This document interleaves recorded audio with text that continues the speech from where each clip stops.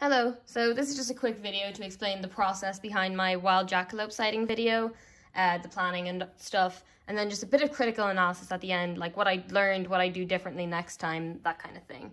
First of all, the entire project is based off of Wes Anderson's Isle of Dogs. I really love the film. I saw it fairly, just pretty much right before I started the project. I love it. I was blown away by the art and the design, the puppetry and all that. So first thing I did was study the process behind making the puppets. It's a fairly simple process. You can pause to read it. Yep. Then I did a bit of research on jackalopes themselves. If you don't know what a jackalope is, it is a jackrabbit and an antelope, and they're fairly aggressive, fairly mischievous. They're rumored to live in Wyoming. If you want to pause and read that. Next, instead of a jackrabbit, I kind of preferred the idea of having a New England cottontail. I felt like it would be more endearing, cuter, more appealing. So I just did a bit of a study on them, on their muscle structure, gestures, form, skeleton, that kind of thing. And then we start getting into the design, the more creative side of things. So we kind of have considering different kinds of designs. Ultimately, I went for a more realistic approach, like neck ruff, antlers. I really liked this guy. This guy he's cute. He wouldn't have worked in the story, but I definitely want to come back to something similar at some point. I don't know. I really like the idea of him. Next, we have the planning of just how I'm going to do it. Brief rundown is that polymer clay for the head and the feet, so I can give them more details, make them more solid. Felt for the ears, make it flexible, put a bit of wire on the inside of there. Wireframe, because I cannot afford proper armatures. Pat it, give it some fur, voila. Next is kind of just a bit more final plan, stitches I'm going to use. I don't remember the names of them, but they worked out very, very well. Maybe not so much this one, but it worked, but we'll get back to it. So one thing, the ears did not work out. The felt didn't work when I put it in the oven. It went a little off color. I tried to fix it, but in the end, it just kind of looked crusty. So I had to sacrifice the flexibility for aesthetic purposes and replaced it with some polymer ears. Next, we have some movement, some motion, behavior of rabbits. These are from a YouTube channel of a guy. He films like birds and the wildlife in his garden. I can link him in the description if I find it.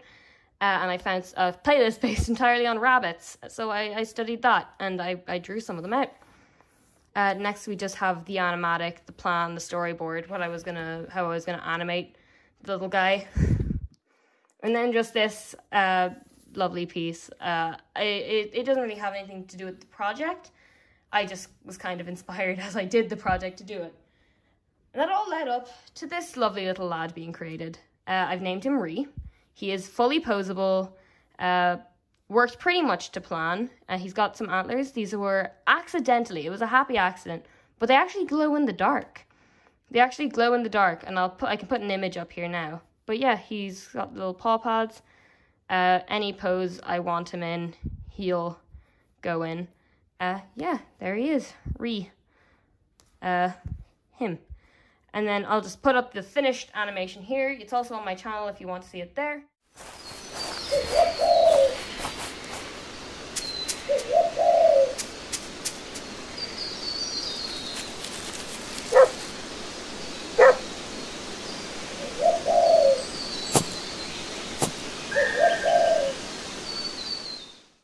All right, next, critical analysis. What I learned, what went wrong, how I'd fix it in the future. The first issue was balance. He does not have a very strong armature. He's got a wire, like a craft wire inside of him. I don't know how durable it is, but the main issue is that he can't hold himself up in complex positions.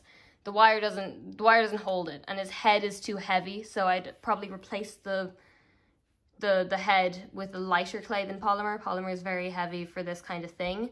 And a stronger skeleton underneath if I can.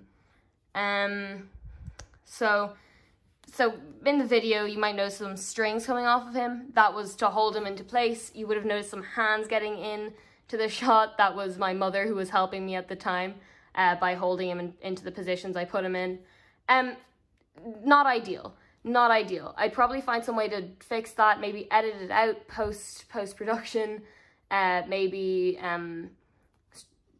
use some kind of pole for the jump shots. I can just edit the pole out as well. That kind of thing. And then next issue was the inconsistencies in the background. The leaves kept moving, the light kept changing. We filmed it in the park, so we had no control over this, and we actually had to go back one of the days.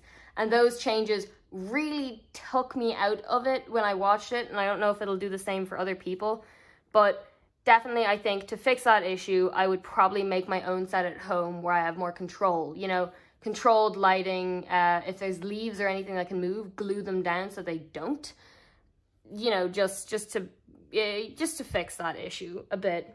Last thing I want to say, the audio was not done by me.